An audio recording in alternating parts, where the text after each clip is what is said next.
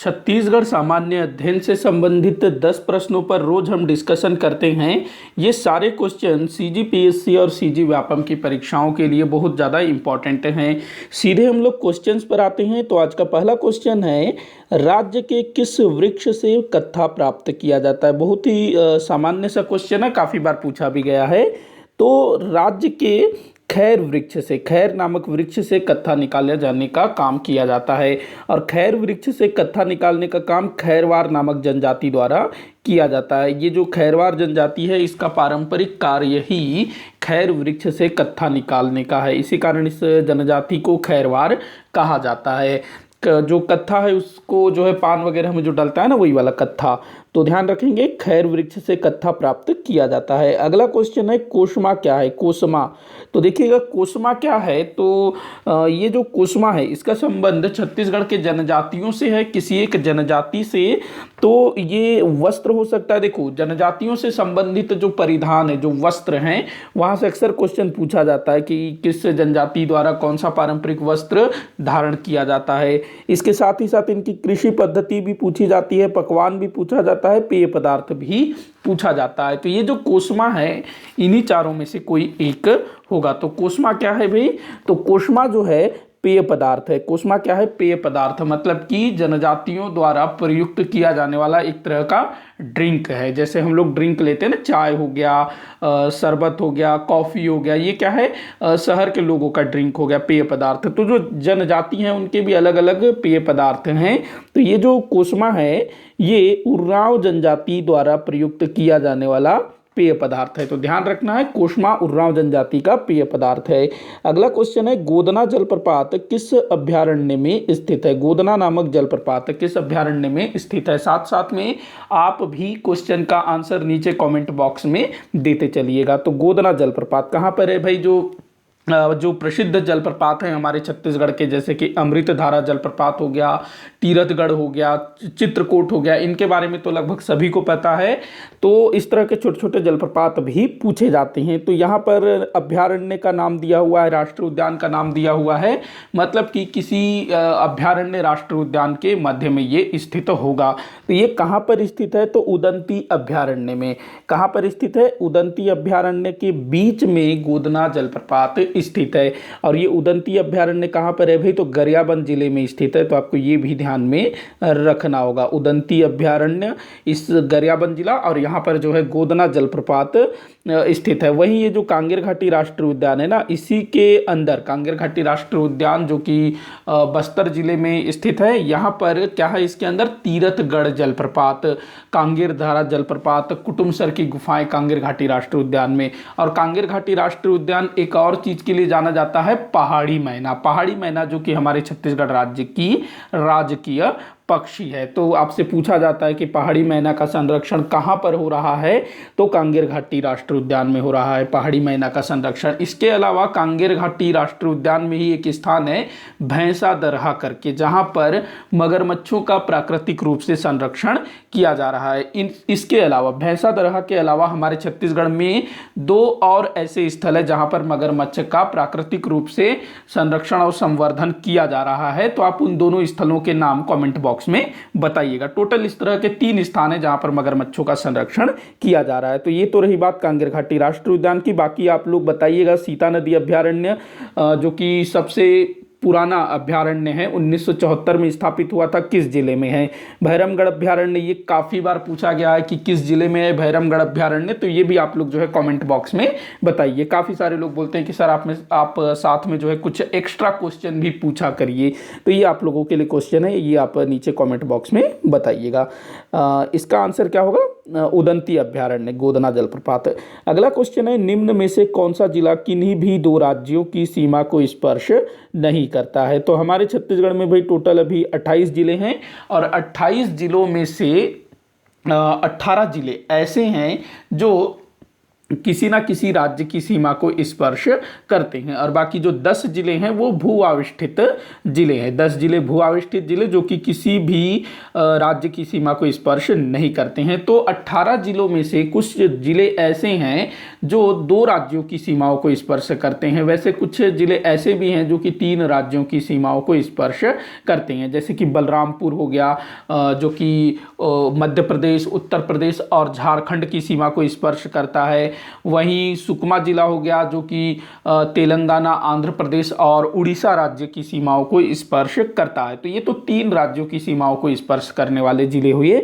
यहाँ पर क्वेश्चन कर रहा है कि कौन सा जिला किन्हीं भी 2 राज्यों की सीमा को स्पर्श नहीं करता है। जसपुर की अगर मैं बात करूँ तो भाई जसपुर एक तरफ झारखंड राज्य की सीमा को स्पर्श करता है और साथ ही साथ उड़ीसा राज्य की सीमा को भी स्पर्श करता है। बीजापुर ये महाराष्ट्र की सीमा को स्पर्श करता है और साथ ही साथ तेलंगाना की सीमा को स्पर्श करता है। राजनांदगांव जिले की बात करें तो ये मध्य प्रदेश और महाराष्ट्र के सीमाओं को स्पर्श करता है। वहीं रायगढ़ ये जो है केवल और केवल उड़ीसा राज्य की सीमा को स्पर्श करता है, मतलब कि ये केवल और केवल एक ही राज्य की सीमा को स्पर्श करता है।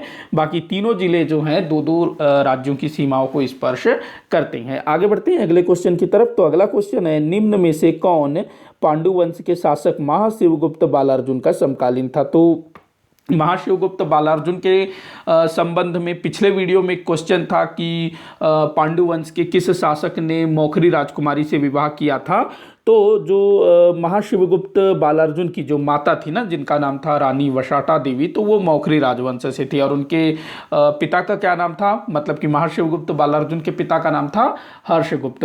और ये जो महाशिवगुप्त बालार्जुन है हमारे छत्तीसगढ़ के सर्वश्रेष्ठ, मतलब कि जो सर्वश्रेष्ठ शासकों में से एक माना जाता है और इनके शासनकाल को छत्तीसगढ़ का स्वर्ण युग कहा जाता है। तो इनके समय में काफ़ी कुछ हुआ था। तो यहाँ पूछ रहा है कि महाशिवगुप्त बालार्जुन इनके समकालीन शासक कौन कौन थे, ये आपको बताना है। तो देखिएगा, पुलकेशिन द्वितीय, भाई जो चालुक्य वंश के शासक थे ना, पुलकेशिन द्वितीय, जिनका एक अभिलेख मिला है। कौन सा अभिलेख है? एहोल प्रशस्ति, जिसकी रचना रवि कीर्ति ने की है, जो कि कन्नड़ भाषा में लिखा गया है, मतलब कन्नड़ लिपि में लिखा गया है, भाषा उसकी संस्कृत है। तो वो जो है पुलकेशिन द्वितीय महाशिवगुप्त बालार्जुन के समकालीन थे। दूसरा नाम दिया है नरसिंह वर्मन प्रथम। तो ये वही पल्लव वंश के शासक थे जो कि उस समय सुदूर दक्षिण में शासन करते थे और ये भी जो है महाशिवगुप्त बालार्जुन के समकालीन थे। अगला नाम दिया है हर्षवर्धन। हर्षवर्धन जो कि उत्तर भारत में शासन करते थे और उत्तर भारत को लगभग इन्होंने जीत लिया था।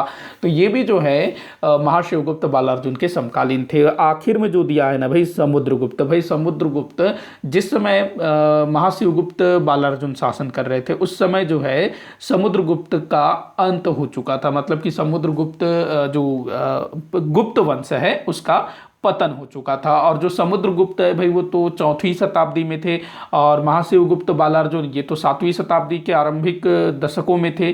तो समुद्रगुप्त जो है इनके समकालीन नहीं थे। तो इस तरह से क्वेश्चन बनते हैं, ध्यान में रखिएगा। तो समुद्रगुप्त इसका आंसर होगा। अगला क्वेश्चन है, छत्तीसगढ़ का कौन सा पर्यटन स्थल मुंबई हावड़ा रेल मार्ग पर स्थित है? देखो, मुंबई हावड़ा रेल मार्ग, पहले तो आपको ये समझना होगा कि ये मुंबई हावड़ा रेल मार्ग भारत के नक्शे में किस तरह से गुजर सकता है। हम भारत का नक्शा तैयार कर लेते हैं। यहाँ पर ये इस तरफ हम बना लेते हैं इसे गुजरात, ये हो गया गुजरात, इधर आपका जो है बंगाल, ऐसे कुछ इस तरह से। हाँ, तो यहाँ पर आपका मुंबई, ये हो गया आपका मुंबई। तो अगला जो हावड़ा बोल रहा है वो कहाँ पर है? तो हावड़ा यहाँ कहीं होगा, कलकत्ता के ठीक पास। कलकत्ता में जो हावड़ा ब्रिज आप लोगों ने सुना होगा ना, टीवी में देखा भी होगा, हावड़ा ब्रिज जो कि हुगली नदी पर बना हुआ है हावड़ा ब्रिज।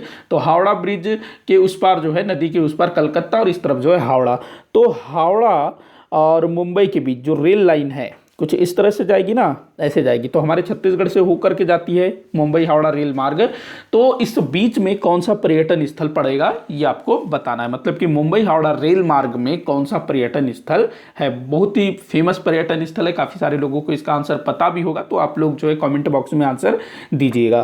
तो देखिएगा, अगर हम रतनपुर की बात करें तो रतनपुर कहाँ पर है भाई? बिलासपुर में है। अगर आप थोड़ा सा भी देखा होगा तो ये जो मुंबई हावड़ा रेल मार्ग है ये छत्तीसगढ़ के बिल्कुल सेंटर से गुजरता है, राजनांदगांव, दुर्ग और रायपुर, उसके बाद महासमुंद होते हुए।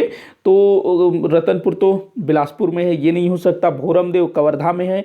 उसके बाद दंतेवाड़ा, भाई ये तो नीचे है। अगर हमारे छत्तीसगढ़ को कुछ इस तरह से मैं ड्रॉ करूँ तो दंतेवाड़ा नीचे हो गया, बिलासपुर यहाँ कहीं हो गया, यहाँ कहीं आपका कवर्धा हो गया, बचा डोंगरगढ़। तो डोंगरगढ़ ही इस मुंबई हावड़ा रेल लाइन में स्थित है। जो जब नवरात्रि होता है ना दशहरे के टाइम पर, तो उस टाइम पे लोग जो है डोंगरगढ़ की यात्रा करते हैं। डोंगरगढ़ में किस देवी का मंदिर है? तो माँ बमलेश्वरी का मंदिर है। तो उनके दर्शन के लिए लोग जो है बड़ी संख्या में जाते हैं। तो उस समय हमारे राज्य सरकार के द्वारा और जो हमारा जो रेल मंत्रालय है, तो उनके द्वारा क्या किया जाता है, रायपुर से स्पेशल ट्रेनें चलाई जाती है डोंगरगढ़ के लिए, जो लोकल ट्रेन हो गया और दूसरी ट्रेन सुविधाएं दी जाती है ताकि जो श्रद्धालु हैं वो आराम से पहुंच सके। तो ये इसी रूट पर चलता है, मुंबई हावड़ा रेल मार्ग पर ही चलता है। तो इसको ध्यान में रखेंगे। तो आंसर होगा आपका डोंगरगढ़। अगला क्वेश्चन देखते हैं, वामन राव लाखे को लोकप्रिय की उपाधि किसने दी थी? वामन राव लाखे हमारे छत्तीसगढ़ के एक महान क्रांतिकारी, मतलब कि स्वतंत्रता आंदोलन के सेनानी थे। तो इनको जो है एक उपाधि दी गई थी अंग्रेजों की तरफ से, जो थी, थोड़ा सा मैं इसमें कंफ्यूज हो रहा हूं, राय साहब या फिर राय बहादुर। राय साहब होगा या फिर बहादुर होगा, ये आप लोग मुझे करेक्ट करिएगा। राय साहब अथवा राय बहादुर, ये अंग्रेजों ने इनको ये उपाधि, ये पदवी दी हुई थी।